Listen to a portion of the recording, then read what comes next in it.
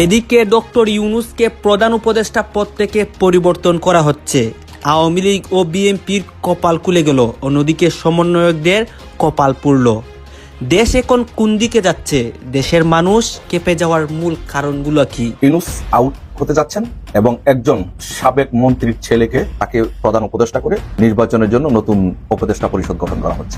July August বিপ্লবের তথাকথিত সমন্বয়ক যারা, তারা বাংলাদেশের মানুষের হৃদয়ে আঘাত করেছে। তারা আর কখনো উঠে দাঁড়াতে পারবে না। এখন শুনবেন শুধু পদত্যাগ বা দেশ ছেড়ে পালানো, অনেক কিছু আপনারা শুনতে পাবেন এবং তাদের মধ্যে মারামারি, সেটি আপনারা দেখতে পাচ্ছেন। তারা ৭২-এর সংবিধান বাতিলের মতো একটা সিদ্ধান্ত নিয়েছিল। দাবানলের মতো ছড়িয়ে পড়েছে শিক্ষার্থীদের ক্ষোভ।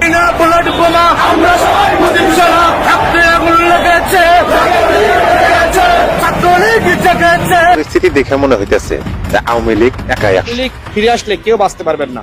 আবার আওয়ামী লীগ পুনর্বাসিত হবে এবং একটা সময় গিয়ে আওয়ামী লীগ আবার ক্ষমতায় আসবে। আমেরিকার ট্রাম্প এখন ক্ষমতায় এসেছে, আওয়ামী লীগকে তারা বাংলাদেশের রাজনীতি করার সুযোগ দিবে। ইউনূস সাহেব তো আর দেশ চলা হবে না। এখন সমন্বয়কটা একটা গালিতে রূপান্তর হয়েছে। এখন মানুষ আর সমন্বয়ক কথা শুনলে এখন গালি দেয়। তারা সব জায়গায় চাঁদাবাজি করতেছে, দুর্নীতি করতেছে। সমন্বয়কদেরকে দূরাবে, অন্তর্বর্তী সরকারকেও জনগণ দূরাতে বাধ্য হবে, কারণ মানুষের এখন গায়ে লেগে গেছে। ডক্টর ইউনূস সহ আরো ৩ উপদেষ্টা পদত্যাগ করছেন। ছাত্র উপদেষ্টা যারা ৩ জন আছেন তারাও পদত্যাগ করছেন। পদত্যাগ করে তারা কি করবেন সেরকম আলোচনা চতুর্দিকে শুরু হয়েছে। আমার কাছে মনে হচ্ছে গেল এক সপ্তাহে আমি বেশ কয়েকটা নিউজ পেলাম জাস্ট এই টপিকটার উপরে।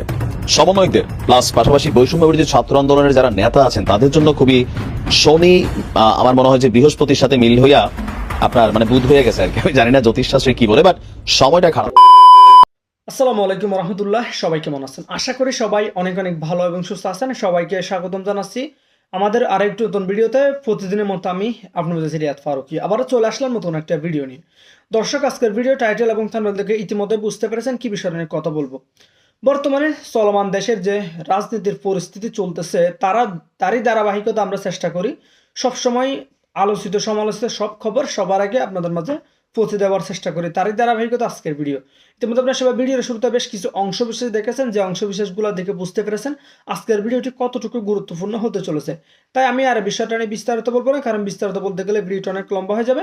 তাই সংক্ষেপে করার ক্ষেত্রে আমি মূল আলোচনা নিয়ে যাচ্ছি। তার আগে আপনাকে ছোট্ট একটি অনুরোধ জানিয়ে রাখতে চাই, যারা আমাদের ফারুকি অনলাইন ইউটিউব চ্যানেলটিতে এখনো নতুন আছেন প্লিজ দয়া করে আমাদের চ্যানেল সাবস্ক্রাইব করে সাথে থাকবেন। চলুন আমরা একটা ভিডিও ফুটেজের মাধ্যমে ধারাবাহিকভাবে একটু বিস্তারিত দেখে আসবো। রাজনীতিতে একটি নতুন খবর এবং গরম খবর হচ্ছে, যে আপডেট হচ্ছে যে ইউনূস আউট হতে যাচ্ছেন এবং একজন সাবেক মন্ত্রীর ছেলেকে কনফিডেন্সিয়াল রিজনে, সে নামটা বললাম না, তাকে প্রধান উপদেষ্টা করে নির্বাচনের জন্য নতুন উপদেষ্টা পরিষদ গঠন করা হচ্ছে।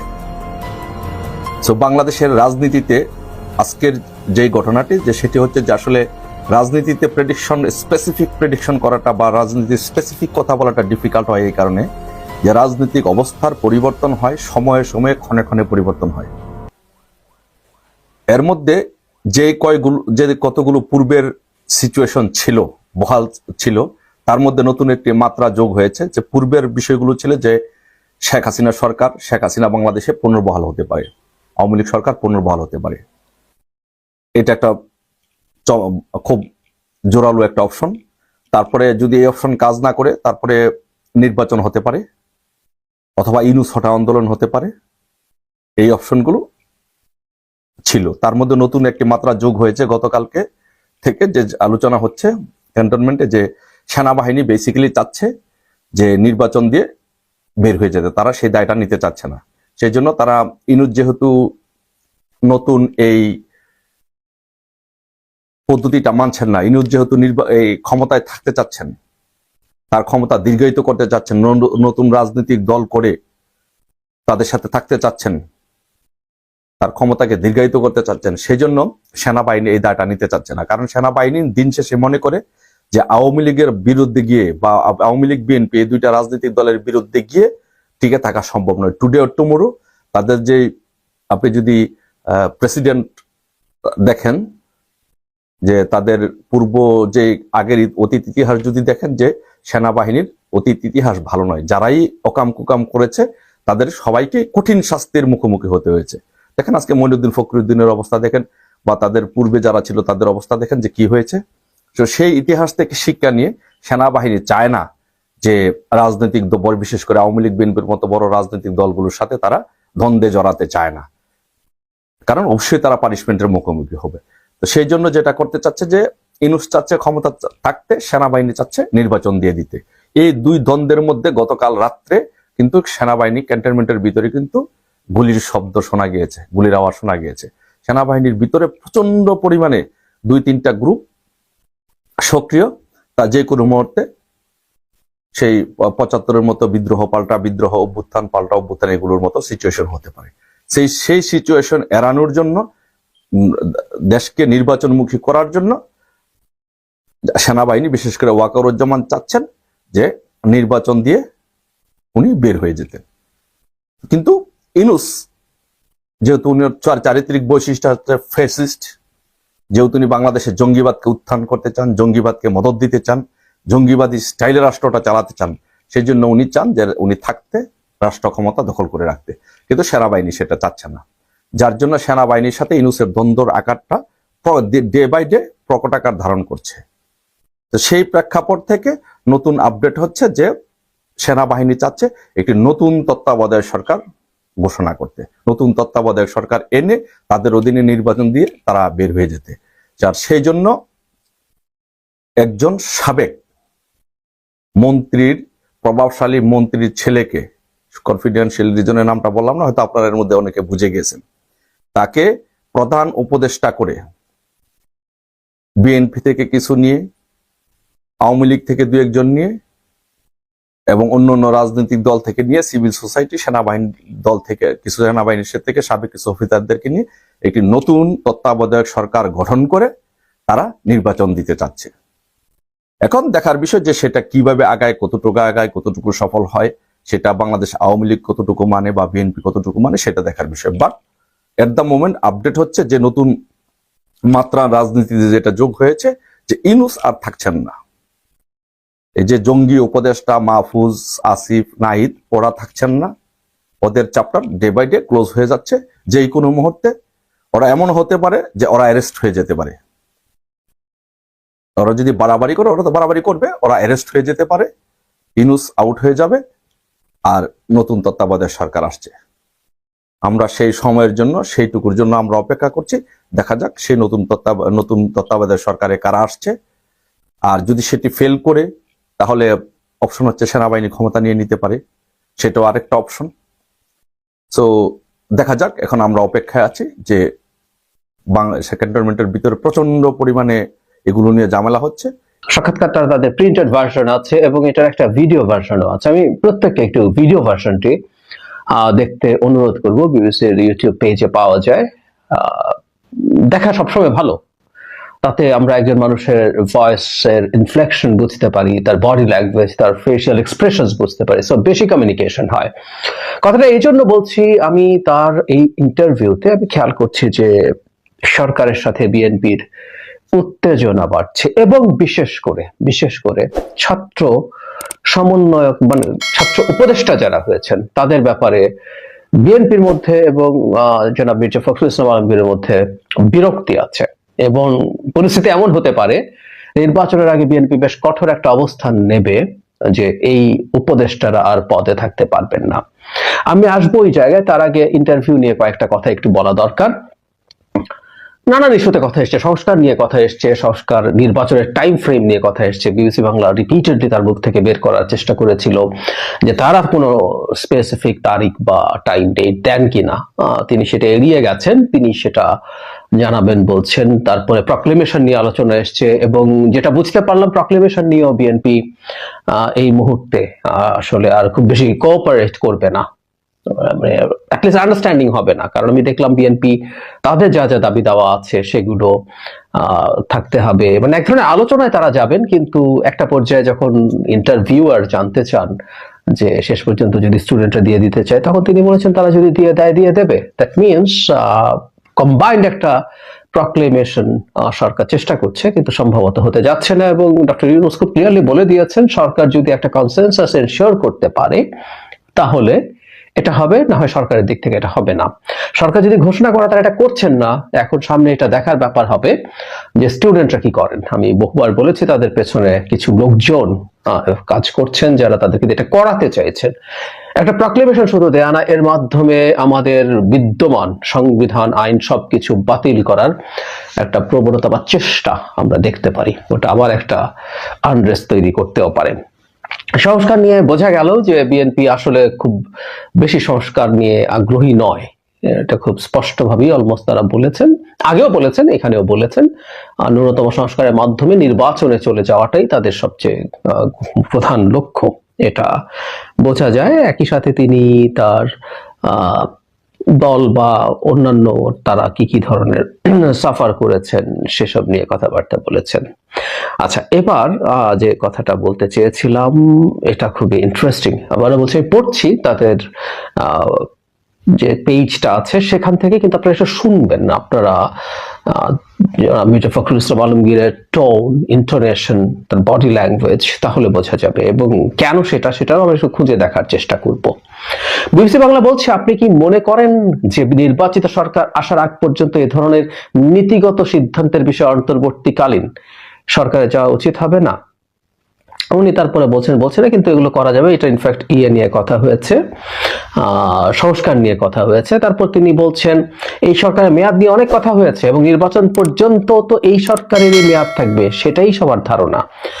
এবার মহাসচিব বলছেন, যদি সরকার পূর্ণ নিরপেক্ষতা পালন করে তাহলেই তারা নির্বাচন কন্ডাক্ট করা পর্যন্ত থাকবেন, তা না হলে নিরপেক্ষ সরকারের প্রয়োজন হবে। আমরা এই প্রথম বিএনপির কাছ থেকে এই ধরনের বক্তব্য এই পর্যায়ের কারো কাছ থেকে শুনতে পাচ্ছি। বিবিসি বাংলা বলছেন, আপনার কি ধারণা যে এই সরকারের মধ্যে কোনো পরিবর্তন আসতে পারে? জনাব ফখরুল বলছেন, নিরপেক্ষতার প্রশ্ন আসতে পারে, কেননা এখানে আমরা একটা জিনিস লক্ষ্য করছি যে আপনার ছাত্ররা তারা একটা রাজনৈতিক দল তৈরি করার কথা চিন্তা করছেন। সেখানে যদি ছাত্রদের প্রতিনিধি এই সরকারে থাকে তাহলে তো নিরপেক্ষ থাকতে পারবে না, ওটাই হচ্ছে সম্ভাব্য কথা। কিন্তু তারা যদি মনে করে যে সরকারের থেকেই তারা নির্বাচন করবেন, তাহলে তো রাজনৈতিক দলগুলো মেনে নেবেন না। আবার ওই জায়গাটা আমি একটু পড়ি। নিরপেক্ষতার প্রশ্ন আসতে পারে, কেননা এখানে আমরা একটা জিনিস লক্ষ্য করেছি যে আপনার ছাত্ররা তারা একটা রাজনৈতিক দল তৈরি করার চিন্তা করে, সেখানে যদি ছাত্রদের প্রতিনিধি এই সরকারে থাকে তাহলে তো নিরপেক্ষ থাকতে পারবে না। এই জায়গাটা একদম ক্লিয়ার করি। লাস্ট বাক্যটা শুনে মনে হয় যে তারা থেকেই যদি নির্বাচন করেন তাহলে রাজনৈতিক দলগুলো মেনে নেবে না। থেকেই বলতে একটু কনফিউশন হতে পারে, আমরা দুটো বাক্য যদি একত্র করে বুঝি তাহলে বোঝা যাবে। মানে লাস্ট বাক্যটাই মনে হচ্ছে যে তারা সরকারি, মানে উপদেষ্টা সরকারের থেকে যদি তারা নির্বাচন করেন, হতেই পারে যারা উপদেষ্টা আছেন তারা সরকারে থাকবেন কিন্তু নির্বাচন করবেন না, কিন্তু আসলে তা না। আমরা আগের বাক্যটার সাথে কনটেক্সট মিলিয়ে যদি বলি তাহলে ওনারা দাবি করছেন যে ছাত্রদের প্রতিনিধি যদি সরকারে থাকে তাহলে এই সরকার নিরপেক্ষ থাকতে পারবে না, এবং তারা সরকারে থাকা অবস্থায় যদি নির্বাচন হয় তাহলে তো রাজনৈতিক দলগুলো মেনে নেবে না। এবং যুক্তি হচ্ছে তারা একটা রাজনৈতিক দল তৈরি করতে যাচ্ছেন, সুতরাং এই প্রশ্ন তৈরি হচ্ছে। আমরা বেশ কিছুদিন থেকে আসলে একটা জিনিস খেয়াল করছি, সেটা হলো ছাত্র উপদেষ্টারা নানা সময় রাজনৈতিক বক্তব্য দিচ্ছেন।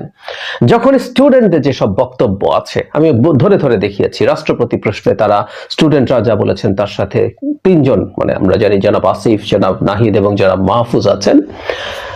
জনাব মাহফুজ কিছুদিন বিশেষ সহকারী ছিলেন, এখন তিনিও উপদেষ্টা। এই তিনজনের কেউ কখনো না কখনো রাষ্ট্রপতি প্রশ্নে, আওয়ামী লীগের নিষিদ্ধ করা প্রশ্নে তারা বক্তব্য দিয়েছেন, প্রক্লেমেশন প্রশ্নে বক্তব্য দিয়েছেন। জনাব মাহফুজ আলম ক্রমাগত উনি তো খুবই অধিক বিটিং অ্যারাউন্ড দ্য বুশ, চালাকি করেন স্টেটাস লেখার সময়।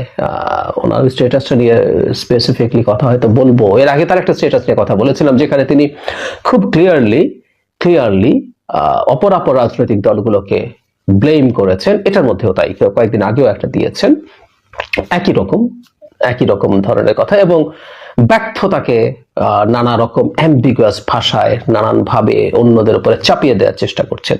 টিপিক্যালি যা হয় আর কি বাংলাদেশের সরকারে গেলে, প্রায় বলি সরকারের চেয়ারটাতে প্রবলেম আছে। যাই হোক, যেটা বলছিলাম, তাদের বক্তব্য is very much aligned to the students. শুধু 3 জন না, আরো কেউ কেউ কখনো কখনো এই ধরনের বক্তব্য দিয়েছেন, যেটা আসলে রাজনৈতিক দলগুলোর বিরুদ্ধে, এবং স্টুডেন্টরা মানে তাদের দুটো সংগঠন বৈষম্য বিরোধী ছাত্র আন্দোলন এবং জাতীয় নাগরিক কমিটির সাথে অ্যালাইনড হয়, এটা হচ্ছে। সুতরাং বিএনপির দিক থেকে বা অন্য রাজনৈতিক দলগুলোর দিক থেকে এটাতে অবিশ্বাস তৈরি হতে পারে। তার চেয়ে জরুরি কথা, আমরা তো এই রাষ্ট্রে এবং এই সমাজে বাস করি, এবং এই সমাজে বাস করি বলেই রাজনৈতিক দল যেটা তৈরি হতে যাচ্ছে সেটার প্রক্রিয়াটা সম্পর্কে আমাদের কিছু জানাশোনা আছে, এবং যারা কিছু জানেন, কিছু খোঁজ নেন, বিএনপি বা অন্যান্য যারা পলিটিক্সের মাঠে ক্ষমতার রাজনীতিতে খুব সিরিয়াসলি সামনের দিকে আছেন, তারা খুব ভালো মতোই জানেন যে এই ছাত্র উপদেষ্টারাও এই দল গঠনের সাথে জড়িত আছেন, তারা সময় দিচ্ছেন, তারা সাংগঠনিক কাজ করছেন, এগুলো জানাজানি আছে, যে কেউ খোঁজ নিয়ে জানতে পারেন। ফলে এই প্রেক্ষাপট যখন তৈরি হয়েছে, তারা সরকারে থেকে এই কাজগুলো করা নিশ্চিতভাবেই অবিশ্বাস তৈরি করবে। ইনফ্যাক্ট এই কাজগুলো তাদের করা উচিত হয় নাই, একেবারেই উচিত হয় নাই। এটা করে তারা স্টুডেন্টদের ক্রেডিবিলিটি ধাপে ধাপে কমাতে কমাতে তলানিতে নিয়ে গেছেন। তাদের সরকারেই যাওয়া উচিত হয়নি, আমি শুরু থেকেই বলছিলাম। তারা বাইরে থেকে রাজনৈতিক দল করা উচিত ছিল, আমি মনে করি, আমি এখনো বিশ্বাস করি। কিছু সিনিয়র মানুষের সাথে নিয়ে জনাব নাহিদকে সামনে রেখে, নাহিদের কথা আমি, তার প্রতি আমার একটু পক্ষপাত অবশ্যই আছে, সেটা হলো এই মুভমেন্টে আমি সরাসরি বলেছি যে জনাব নাহিদ আসলে became the poster boy of the movement. আমি সেই দিনগুলোর কথা চিন্তা করলে আমি ভুলি না। তো যাই হোক, এরা সবাই মাঠে, আসিফ তাকেও আমরা দেখেছি খুবই অ্যাক্টিভ ছিলেন, ডিবি হারুন যাদেরকে ধরে নিয়ে গেছিলেন তার মধ্যে তিনি ছিলেন। তো তারা যদি সামনে থেকে একটা রাজনৈতিক দল করতে, সাথে আদার সিনিয়র পিপল, খুব ভালো সম্ভাবনা ছিল। যাই হোক, সেটা নষ্ট হয়েছে। এখন সরকারে থেকে তারা যখন রাজনৈতিক দল গড়ার পেছনে কাজ করেন বলে জানা যাচ্ছে, এটা খুবই ভয়ঙ্কর। এই প্রেক্ষাপটে দাঁড়িয়েই এই 3 জন সরকারে থাকুক, এটা আসলে বিএনপি মনে হয় না আর মেনে নেবে, এবং তারা শর্ত তো দেবেই, প্রয়োজনে চাপ প্রয়োগ করবে। ফলে এই বিষয়টাকে কেন্দ্র করে আমি মনে করি সামনে একটা সমস্যা বা সংকট তৈরি হওয়ার প্রবাবিলিটি খুব ভালোভাবে দেখা যাচ্ছে। আমি ব্যক্তিগতভাবে মনে করি ডক্টর ইউনূসের এই ব্যাপারটা কনসিডার করা দরকার, কারণ এইটা যাতে কোনো রকম কোনো একটা অচলাবস্থা তৈরি না করে। এটা অবশ্য শোনা যায় যে 3 জন না হলেও কেউ কেউ সম্ভবত তাদের মন্ত্রিত্ব ছেড়ে, উপদেষ্টার পদ ছেড়ে নতুন যে রাজনৈতিক দল হচ্ছে তাতে সংযুক্ত হবেন। That's fine. 3 জনই যদি বেরিয়ে সেটা করেন, সেটা সবচেয়ে ভালো হবে। তারা বাইরে গিয়ে রাজনীতি করুক। তারা শেখ হাসিনার মতো একটা দানবকে সরানোর জন্য গুরুত্বপূর্ণ ভূমিকা পালন করেছেন, এবং কেউ কেউ ক্লেম করেন এর মধ্যে একজন আবার সবকিছু পেছন থেকে পরিকল্পনা করেছেন, ব্রেইন বিহাইন্ড দ্য মুভমেন্ট। তার একটা দল তৈরি করে দলকে ক্ষমতায় নিয়ে আসতে পারার মতো পরিস্থিতি তৈরি করা কঠিন কোনো কাজ না। এবং সরকারকে বিতর্ক মুক্ত রাখার জন্য, ডক্টর ইউনূসকে বিতর্ক মুক্ত রাখার জন্য তারা বাইরে গিয়ে এই কাজটা করাই সবচেয়ে ভালো হবে। আমি সামনে এই সংকটটা যাতে না হয় সেজন্য সরকারের প্রধান বা অন্যান্য উপদেষ্টা যারা সিনিয়র আছেন তাদের এই ব্যাপারটায় খেয়াল রাখা দরকার বলে মনে করি। কারণ অলরেডি যে অবিশ্বাসের পরিস্থিতি তৈরি হয়েছে, এটা আসলে আর ফিরে আসবে না। সুতরাং আর ফার্দার যাতে এটাকে কেন্দ্র করে কোনো ক্রাইসিস তৈরি না হয়, সেটার দিকে খেয়াল সরকারকে রাখতে হবে। বন্ধুরা, এই কি ঘোষণা দিলেন ডক্টর ইউনূসকে আপনার মির্জা ফখরুল সাহেব? তাকে আসলে পদত্যাগ করতে বললেন। হঠাৎ করে কেন এই সিদ্ধান্ত নিলেন মির্জা ফখরুল সাহেব? আমাদের বাংলাদেশে বর্তমান যা চলতেছে কিংবা এটা এখন পর্যন্ত চলমান, এটার পিছনে অন্যতম মাস্টার মাইন্ড হচ্ছে শিবির আর হচ্ছে এই ডক্টর ইউনূস। আসুন এখন মূল পয়েন্টে। দর্শক বন্ধুরা, এই ভিডিওটি অত্যন্ত গুরুত্বপূর্ণ। আমি মনে করি যে প্রতিটি শ্রেণীর মানুষের জন্য এই ভিডিওটি অত্যন্ত গুরুত্বপূর্ণ।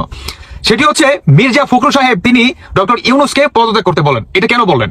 কারণ আপনারা অনেকে জানেন বর্তমান এই বৈষম্য বিরোধী যে ছাত্র আন্দোলন আছে, এরা বর্তমান সরকার গঠন করতে চায়, এবং আপনার আমেরিকা থেকে রাষ্ট্রদূত আসার পরে আমাদের বাংলাদেশে ইনকোয়ারি করা হয় এবং সমস্ত কিছু তারা কি বিশ্লেষণ করে দেখে, এবং সেক্ষেত্রে তারা কি 6 মাসের একটা টাইম লাইন বেঁধে দেয়। মানে এই 6 মাসের ভিতরে আমাদের বাংলাদেশে আপনার যতটুকু পারে সংস্কার শেষ করে নির্বাচনটাও শেষ করতে হবে। মানে এই 6 মাসের ভিতরেই নির্বাচনের কাজ শেষ করতে হবে।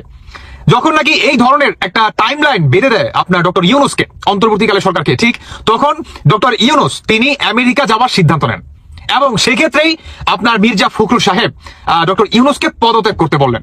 তো ডক্টর ইউনূস তিনি আমেরিকা যাবে, আর মির্জা ফখরুল সাহেব তিনি পদত্যাগ করতে বলবেন কিংবা এই ধরনের হুঙ্কার দিবেন কেন? এটার পিছনে আরেকটি কারণ হচ্ছে মির্জা ফখরুল সাহেব এটা বুঝতে পারে যে ডক্টর ইউনূস তিনি যে আপনার আমেরিকায় যাওয়ার সিদ্ধান্ত নিচ্ছে কিংবা তিনি অতি দ্রুত আমেরিকা যাচ্ছে, এটার প্রথম কারণ হচ্ছে 6 মাসের ভিতরে যাতে আমাদের বাংলাদেশে নির্বাচন না হয়, এটা নিয়ে একটা আপনার কি বলে একটা হয়তো একটা রিকোয়েস্ট করবে কিংবা কোনো দরখাস্ত করবে, মানে এরকম একটা কিছু। আমেরিকায় তো অনেক মনে করেন ইউনূসের বন্ধু বান্ধব আছে, যতই হোক সর্বশেষ তিনি কিন্তু যে সরকারি হোক না কেন, অন্তর্বর্তীকালে হোক আর যে সরকারি হোক, তিনি কিন্তু বর্তমান আমাদের বাংলাদেশের সরকার। সো আমাদের বাংলাদেশের সরকার হিসাবে তার কথাটা কিন্তু আমেরিকা কিন্তু রাখতে বাধ্য, কিংবা বহির্বিশ্বে কিন্তু একটা মর্যাদা কিন্তু পাবে।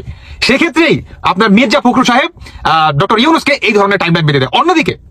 অন্যদিকে সমন্বয়কারীরা আরো ব্যাকুল হয়ে গেছে, মানে পাগল পাড়া হয়ে গেছে। কিসের জন্য পাগল পাড়া হয়ে গেছে? আপনার নির্বাচনে তারা যদি অংশগ্রহণ করতে পারে এবং তারাই যাতে বিজয় হয়, এই বিজয়ের আপনার করার জন্য কিংবা সেই ক্ষমতা পাওয়ার জন্য আপনার সার্জিস যে আপনার বৈষম্য বিরোধী আন্দোলনের যে ফাউন্ডেশন ছিল, সেই ফাউন্ডেশন থেকে তিনি সরে আসছে এবং তিনি যাতে ফুল টাইম আপনার রাজনীতিতে তিনি যাতে দিতে পারে এবং তার দলটাকে তিনি যাতে গুছাইতে পারে, এটার জন্য তিনি এই আপনার বৈষম্য বিরোধী যে ফাউন্ডেশন আসলো সেখান থেকে তিনি সরে আসছে। যখন শেখ হাসিনা ভারতে অবস্থান করছেন এবং ভারতে একেবারে সর্বোচ্চ সম্মান, মন্ত্রী পর্যায়ের সম্মান তাকে দেওয়া হচ্ছে, মন্ত্রী পর্যায়ের প্রোটোকল তাকে দেওয়া হচ্ছে, সেই ভারত তাকে ফেরত দিতে চাইছে না, ফেরত দেওয়ার ব্যাপারে কোনো কথা তারা শুনতে চাইছে না।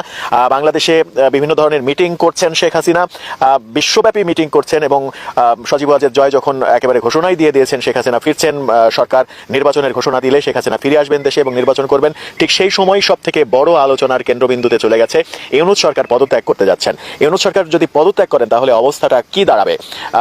নতুন সরকার হিসেবে কারা আসবে? নতুন তত্ত্বাবধায়ক সরকার হবে নাকি জাতীয় সরকার হবে? আদতে পদত্যাগের ব্যাপারটা সব থেকে বেশি আলোচিত হওয়ার কারণ হচ্ছে এই সরকার সব দিক থেকে ব্যর্থ হচ্ছে, কোনো দিকেই কোনো কিছু আসলে তারা কন্ট্রোল করতে পারছে না। তারা যখন সবকিছু কন্ট্রোল করতে পারছে না, তখন আবার গায়েবী মামলার নামে যত মামলা মোকদ্দমা আছে, তাদের পক্ষের লোকজনের বিভিন্ন মামলা মোকদ্দমা রয়েছে, সেই মামলা মোকদ্দমাগুলো প্রত্যাহার করে নেওয়ার ঘটনাও ঘটছে। সেই ব্যাপারটা নিয়েও সমালোচনা হচ্ছে যে একেবারে ঢালাওভাবে সব মামলা প্রত্যাহার করে নেওয়া, এটাও এক ধরনের বৈষম্য এবং বৈষম্য বিরোধী আন্দোলন করার পরে সমন্বয়ক এবং সরকাররা যে ধরনের আচরণ করছেন সেই আচরণটা বৈষম্যমূলক আচরণই যাচ্ছে। নির্বাচন সংস্কার কমিটি যে প্রস্তাব করেছে যে জুলাইয়ের দোসর যারা রয়েছে, জুলাইয়ের হত্যাকাণ্ডের পেছনে যারা রয়েছে, সেই রাজনীতিবিদ, সেই রাজনৈতিক দল, তাদেরকে নির্বাচনে অংশগ্রহণ করতে দেওয়া যাবে না, তাদেরকে ক্ষমতায় আসতে দেওয়া যাবে না। মূলত আওয়ামী লীগের কথা বলা হয়েছে, সাথে জাতীয় পার্টি রয়েছে, জাসদ রয়েছে, ওয়ার্কার্স পার্টি রয়েছে, 14 দলের সব দলই রয়েছে। এতগুলো দল, অন্তত 15-16টা দলকে নির্বাচন করতে না দিয়ে শুধুমাত্র জামাত কেন্দ্রিক যে প্রচারগুলো রয়েছে, যে সরকার জামাতের কথাই চলছে, জামাতের কথাই উঠা বসা করছে, সমন্বয়করা জামাতের কথাই চলছে। ইদানিং হাসনাত আব্দুল্লাহ তো ওয়াজ মাহফিলে গিয়ে বড় বড় ওয়াজের বয়ানও দিচ্ছেন এবং সেখানে তিনি সুদ বিরোধী নানা রকমের কথা বলছেন, মানুষকে সুদ খাওয়া হারাম বলছেন। তিনি আবার ক্ষুদ্র ঋণের কথা বলছেন, যে মানুষের জন্য ক্ষুদ্র ঋণ তিনি ব্যবস্থা করে দেবেন। ক্ষুদ্র ঋণে যে সুদ রয়েছে সেটা খাওয়া হয়তো হালাল তার চোখে। সেই ওয়াজ মাহফিলটাও অনেক বড় বিতর্কের জন্ম দিয়েছে। এই সব মিলিয়ে আসলে সরকার এবং সমন্বয়করা বড় ধরনের সমালোচনার মুখে। দর্শক, আপনার কি মনে হয় শেষ পর্যন্ত ইউনূস সরকার, ডক্টর ইউনূস কি পদত্যাগ করতে যাচ্ছেন? তিনি সুইজারল্যান্ডে অবস্থান করছেন, এমন গুঞ্জনও রয়েছে যে তিনি সুইজারল্যান্ডে আছেন, তিনি আর ফিরবেন না। এমন আলোচনাও গণমাধ্যমে শুরু হয়েছে আজকে যে চীন বাংলাদেশে বিশেষ বিমান পাঠাবে, ডক্টর ইউনূসকে চীন আশ্রয় দেবে, চীন এক ধরনের ডক্টর ইউনূসের পক্ষে অবস্থান করবে, এরকম নানা রকমের আলোচনা রয়েছে। যখন এই আলোচনাগুলো রয়েছে তখন আমরা যদি পূর্বের দিকে তাকাই, তখন দেখতে পাই যে আলোচনাগুলোই তৈরি হয়েছে পর্যায়ক্রমে, সেই আলোচনাগুলো কিন্তু একের পর এক সত্য হতে শুরু করেছে। ডক্টর ইউনূসের পদত্যাগের যে আলোচনাটা শুরু হয়েছে, এখন পর্যন্ত যেটা গুঞ্জন কিংবা গুজব হিসেবেই আমরা আখ্যা দিতে পারি, সেটা সত্যে পরিণত হবে কিনা? দর্শক, আপনার মতামত জানিয়ে লিখতে পারেন আমাদের কমেন্ট বক্সে। হাজার হাজার ছাত্র জনতা জীবন দিয়েছে, লড়াই সংগ্রাম চালিয়েছে, তো তাদের মৃত্যুর পর একটা শ্রেণী যাদেরকে আমরা এখন সমন্বয়ক হিসেবে দেখছি, এদের মধ্যে অনেকে এখন পর্যন্ত আপনার খুব বেশি সুযোগ সুবিধা না পেলেও কিছু কিছু জায়গায় কিছু কিছু সমন্বয়করা ব্যাপক সুযোগ সুবিধা নিচ্ছেন, ইভেন এত দ্রুত অনৈতিক কর্মকাণ্ডে জড়িয়ে গেছেন। তো মানুষের মধ্যে প্রশ্ন উঠছে, এরা চালাবে দেশ? এদের হাতে বাংলাদেশ নিরাপদ? এদেরকে আমরা নেতৃত্ব দিব? তবে আমি আমার জায়গা থেকে বলতে চাই, দেখেন, এরকম 2-4টা ছিটাফোটা থাকবেই, বাট ছিটাফোটাগুলোরে শাস্তিমূলক ব্যবস্থার মধ্যে আনতে হবে। আর বাকি যারা টিম মেম্বার আছেন, আপনাদেরকেও বিষয়গুলোতে একটু সচেতনতা রাখতে হবে, নয়তো সমন্বয়করা যখন এভাবে গ্রেপ্তার হয়, ছবি ফেসবুকে আসে, তখন বিষয়টা অনেকটা নেগেটিভ হয়, এই আন্দোলনকে প্রশ্নবিদ্ধ করে। ঘটনার প্রেক্ষাপট হচ্ছে ময়মনসিংহের ফুলপুরে ভারতীয় চিনি এবং জিরা মজুদের অভিযোগে 2 সমন্বয়কে গ্রেপ্তার করেছে যৌথ বাহিনী। গ্রেপ্তারকৃত সমন্বয়করা হলেন জিল্লুর রহমান হৃদয় এবং মাসুদ রানা। আপনার আজকে বিকেলে পৌর শহরের আমুয়াকান্দা বাজার এলাকায় যৌথ বাহিনীর একটা অভিযান চলে। সেখানে ভারতীয় যে পণ্য আছে সেই পণ্য সহ তাদেরকে গ্রেপ্তার করা হয়েছে।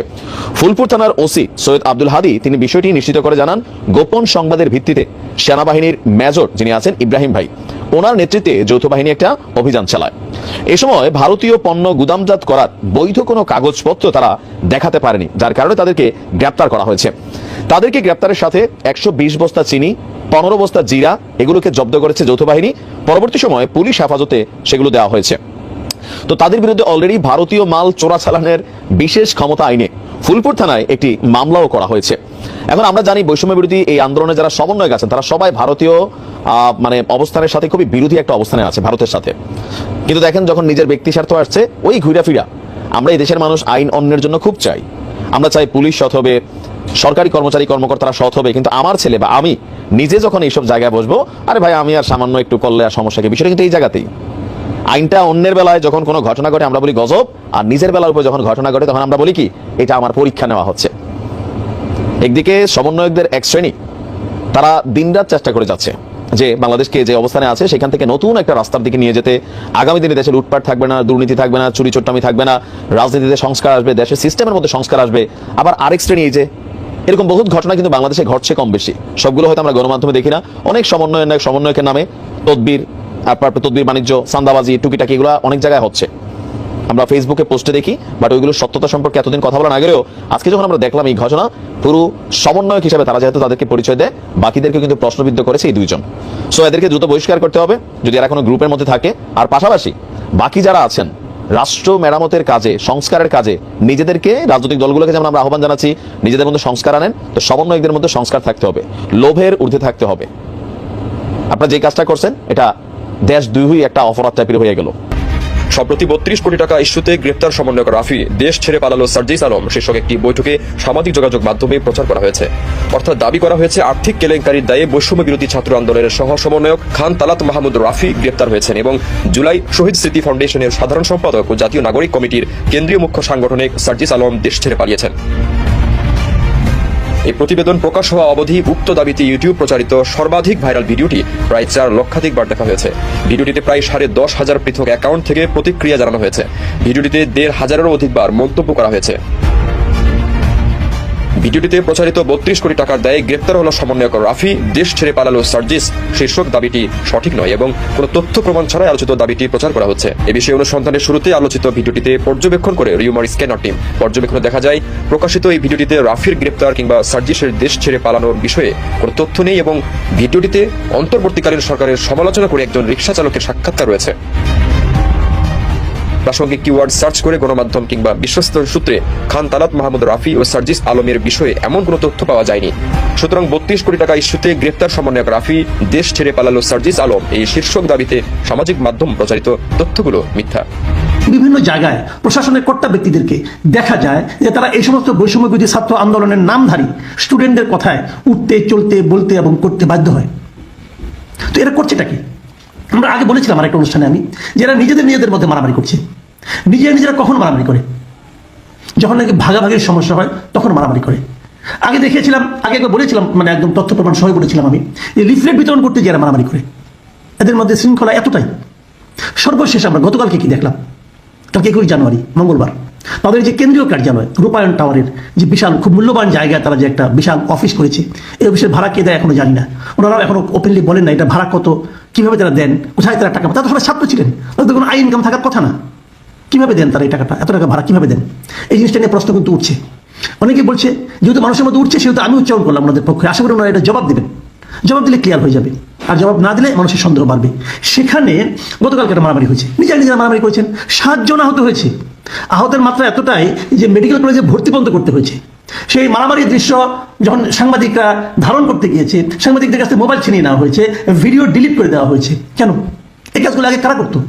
সাংবাদিকরা কিন্তু এই আন্দোলনের যে নেতা হাসনাত আব্দুল্লাহ তার কাছে অভিযোগ করেছেন যে কাজগুলো, যে আচরণের মুখোমুখি আগে আমরা ছাত্রলীগের কাছ থেকে হতাম, সেই আচরণ এখন আমরা আপনাদের মধ্যে দেখছি।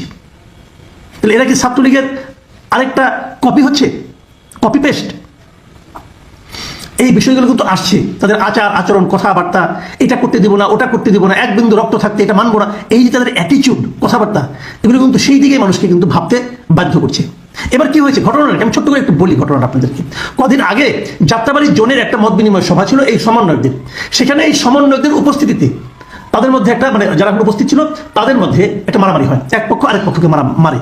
তো যারা মার খায় তারা গতকালকে মানে সোমবার আপনার এই মঙ্গলবার দিন এই রূপায়ণ টাওয়ারের সামনে বাংলা মোটরে এখানে তারা এসেছিল প্রতিবাদ জানাতে এবং একটা বিচার চাইতে। এটা যখন অবস্থা তখন তাদের উপর আবার ওখানে যারা মেরেছিল তারা আবার এখানেও তাদের উপর ঝাঁপিয়ে পড়ে এবং মানে বলা হয়ে থাকে, অনেকে বলে যে ওই যারা নাকি প্রতিবাদ চাইতে এসেছিল যখন তারা বিচার না পাচ্ছে তাদের মধ্যে কেউ কেউ নাকি এই ধরনের একটা পত্রিকায় দেখলাম তারা নাকি বলেছে যে সমন্বয়কদের গুণী না। এটা বলার পরেই নাকি তাকে মারধর করা হয়েছে। সমন্বয়কদের গুণী না এটা বলা উচিত না, কারণ ওরা তো ওই সংগঠনের লোক, তারা সমন্বয়কদের গুনবেন না কেন? কিন্তু যদি বলেও থাকেন কেউ, আমি ধরে নিচ্ছি বলেছেন, যদি বলেও থাকেন তার কি আপনি ফিজিক্যালি অ্যাসল্ট করতে পারেন, মারতে পারেন? এই মারার অধিকার আপনাকে কেউ দিয়েছে? এই ধরনের অজুহাত তাকে ছাত্রলীগ দিত যে তার নেত্রীকে নিয়ে খারাপ কথা বলে তত ধরে মারবো আমি। আপনি যেই হন না কেন, আপনি সমন্বয়ক হন অথবা মহাসমন্বয়ক হন, আরেকজন ব্যক্তির গায়ে হাত তোলার অধিকার আপনাকে কে দিল? না নাকি সমন্বয় হলে স্বার্থ মাপ? আমরা কোন দেশে আছি? আমরা কি কখনো এই সমস্ত মানে সংগঠনের নামধারী মাস্তানদের হাত থেকে মুক্ত হতে পারবো না?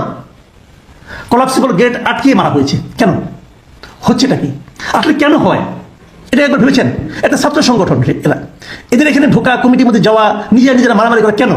কারণ একটাই যে ওই একটা পদ, ওই পদে আমাকে যেতে হবে অথবা ক্ষমতার ওই জায়গায় আমাকে বসতে হবে। আমি যদি সমন্বয়ক হই তাহলে আমার কিছু আয় ইনকাম হবে। নাহলে কি ওখানে কি মধু আছে ভাই? নিশ্চয়ই কোনো মধু আছে। যেখানে মধু আছে সেখানে তো মৌমাছি যে ভিড় করবে, যেখানে মৌমাছি ভিড় করবে সেখানে তো ভন ভন আওয়াজ হবে। এটাই দুনিয়ার নিয়ম। ছাত্রলীগ এখন কেউ করতে চায়? এখন কেউ বলে যে আমি ছাত্রলীগের সভাপতি ছিলাম, ছাত্রলীগের অমুক কমিটি, শাখা কমিটির সাধারণ সম্পাদক ছিলাম? কেউ বলে না। কিন্তু আগে উপকমিটির সম্পাদক কিন্তু হওয়ার জন্য অনেকে মারামারি করতো, বলে বেড়াতো, বাহারির মানে নেম কার্ড থাকতো, দেখাতো আমি উপসম্পাদক, উপকমিটির সম্পাদক। এটাও বিরাট একটা পোস্ট, এটা দেখেও চাঁদাবাজি করা যেত।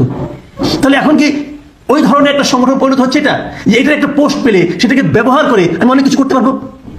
ব্যবহার করা শুরু হয়ে গেছে। তাহলে এত লোক কেন? আপনি দেশ গঠন করবেন। আমার তো মাঝে মাঝে মনে হয় যে এই সংগঠনটাকে, এই যে আন্দোলনটা করেছিল, এরা কি কোনো আদর্শ দ্বারা অনুপ্রাণিত হয়ে আন্দোলন করেছিল, নাকি কেবল একটা জনগণের আন্দোলনের সময় ওই সময় তারা সামনে ছিল তাই তারা হিরো হয়ে গেল? এটাই কি ছিল? আমি ঠিক বুঝি না। কিন্তু এটা আমাদের জন্য একটা বড় আতঙ্কের ব্যাপার, বড় হতাশার ব্যাপার। যাদের উপর আমরা নির্ভর করেছিলাম, যাদেরকে ধরে আমরা আশান্বিত হতে চেয়েছিলাম যে এইবার বোধহয় কিছু একটা হবে, তাদের নিজেদের আচরণের মাধ্যমে তারা এমন সব কাজকর্ম করা শুরু করেছেন যে আমরা হতাশ হয়ে পড়ছি। এই আলোচনাটা শেষ করবো আরেকটা ঘটনা দিয়ে। ওই ঘটনা হয়তো এর সঙ্গে ওইভাবে অনেকে মিল পাবেন না, কিন্তু আমি মিল পাচ্ছি। সেটা কি, এই বৈষম্যবিরোধী ছাত্রদের মধ্যে আরো একজন নেতা সার্জিস আলম, তিনি জুলাই শহীদ স্মৃতি ফাউন্ডেশন থেকে সরে দাঁড়িয়েছেন। তিনি কিন্তু জুলাই শহীদ স্মৃতি ফাউন্ডেশনের সাধারণ সম্পাদক ছিলেন এবং এই ফাউন্ডেশনের কাজ ছিল এই জুলাই আন্দোলনে, জুলাই অগাস্ট আন্দোলনে যারা নিহত হয়েছেন, আহত হয়েছেন, তাদেরকে নানা রকম অর্থনৈতিকভাবে সাহায্য দেওয়া। এবং একটা বড় ফান্ড এদের কাছে কিন্তু আছে, সরকারি বেসরকারি বিভিন্নভাবে এদের কাছে এসেছে। তো সেই ফান্ডের যে বিতরণটা, সেই বিতরণ থেকে সার্জিস আলম নিজেকে সরিয়ে নিয়েছেন এবং একটা অজুহাত দিয়েছেন, অজুহাতই বলবো আমি, যে উনি নাকি এখানে পর্যাপ্ত সময় দিতে পারছেন না। আমি বলবো ওনাকে, ভাই তাহলে আপনি কিসের সময় দিচ্ছেন? আপনি কি এমন গুরুত্বপূর্ণ কাজ করছেন যে এটাকে আপনার কাছে গুরুত্বপূর্ণ কাজ মনে হচ্ছে না? এখানে আপনি সময় দিতে পারছেন না, কেন পাচ্ছেন না? আন্দোলনের পর প্রধান যে কাজগুলি ছিল তার একটা তো এই শহীদদেরকে, তাদেরকে অর্থনৈতিক সাহায্য করা, তাদেরকে আবার নিজের পায়ের উপর দাঁড় করিয়ে দেওয়া, এটি ছিল মূল কাজ। সেই কাজে আপনি সময় দিতে পারছেন না, তাহলে আপনি এমন কি মহাকাজ দিয়ে ব্যস্ত হয়ে পড়ছেন ভাই? অবশ্যই বিষয়টি আপনার মতামত কমেন্টে জানাবেন। কারা পরবর্তীতে অর্থাৎ ডক্টর ইউনূস রাষ্ট্র চালাচ্ছেন সেটাকে আপনারা কতটুকু সমর্থন করেন, এটা নিয়ে আপনারা মতামত দ্রুত জানাতে পারেন কমেন্ট সেকশনে। ধন্যবাদ সবাইকে, ভালো থাকবেন, সুস্থ থাকবেন, আল্লাহ হাফেজ। শেখ হাসিনা ও জয়ের ডলার পাচারের অভিযোগ অনেকটাই সত্য বলছেন দুদক চেয়ারম্যান। সাবেক প্রধানমন্ত্রী শেখ হাসিনা ও তার ছেলে সজীব ওয়াজেদ জয়ের বিরুদ্ধে যুক্তরাষ্ট্রে $300 মিলিয়ন পাচারের অভিযোগ অনেকটাই সত্য, একথা জানিয়েছে দুর্নীতি দমন কমিশনের দুদক চেয়ারম্যান ডক্টর মোহাম্মদ আব্দুল মোমেন। বলেছেন তাদের বিরুদ্ধে তদন্ত করে ব্যবস্থা নেওয়া হবে। রোববার 22 সেপ্টেম্বর বিকেলে প্রথম গণমাধ্যম কর্মীদের সঙ্গে মতবিনিময় সভায় দুদক চেয়ারম্যান এসব কথা বলেন। সাংবাদিকদের সাথে মতবিনিময়ে দুদক চেয়ারম্যান বলেন, এ সময় দুদকের বিরুদ্ধে নানান অভিযোগ যৌক্তিক জানিয়ে প্রভাব মুক্তভাবে স্বচ্ছ তদন্ত করার প্রতিশ্রুতি দেন দুদক চেয়ারম্যান। টানা 15 বছর ক্ষমতাকে কুক্ষিগত করে দেশকে দুর্নীতির এক স্বর্গরাজ্য গড়ে তুলেছিলেন আওয়ামী লীগ সরকার। দলের প্রভাব কাটিয়ে বিভিন্ন প্রকল্প বাগিয়ে নিয়ে দুর্নীতি আর টাকা পাচারের প্রতিযোগিতায় নেমেছিল আওয়ামী লীগের তৃণমূল নেতাকর্মী থেকে শুরু করে হাইকমান্ড পর্যন্ত। গণঅভ্যুত্থানে সাবেক শেখ হাসিনার পতনের পর তাদের দুর্নীতি ফিরিস্তি বের হচ্ছে প্রতিদিনই। তাদের দুর্নীতির এই মহাযজ্ঞে সাবেক প্রধানমন্ত্রী শেখ হাসিনা ও তার ছেলে সজীব ওয়াজেদ জয়ও পিছিয়ে নেই। দেশ থেকে $300 মিলিয়ন যুক্তরাষ্ট্রে পাচার অভিযোগ রয়েছে তাদের বিরুদ্ধে। বিষয়টি আমলে নিয়ে তদন্ত শুরু করেছে দুদক। সবাই সাংবাদিকদের এই সংস্থার নানান অনিয়ম সংস্থাকে কুক্ষিগত করা ও কর্মকর্তাদের দুর্নীতির বিষয়টি সামনে এনে নতুন কমিশনের অবস্থান জানতে চাইলে কমিশনাররা বলেন, কারো ভয়ভীতি দুদকের তদন্ত প্রভাবিত করতে পারবে না বলে জানান কমিশনার ব্রিগেডিয়ার জেনারেল অব হাফিজ আহমেদ ফরিদু, কমিশনার মিয়া মোহাম্মদ আলী আকবর। দর্শক ভিডিওটি ভালো লাগলে অবশ্যই শেয়ার করে দিবেন। ধন্যবাদ সবাইকে।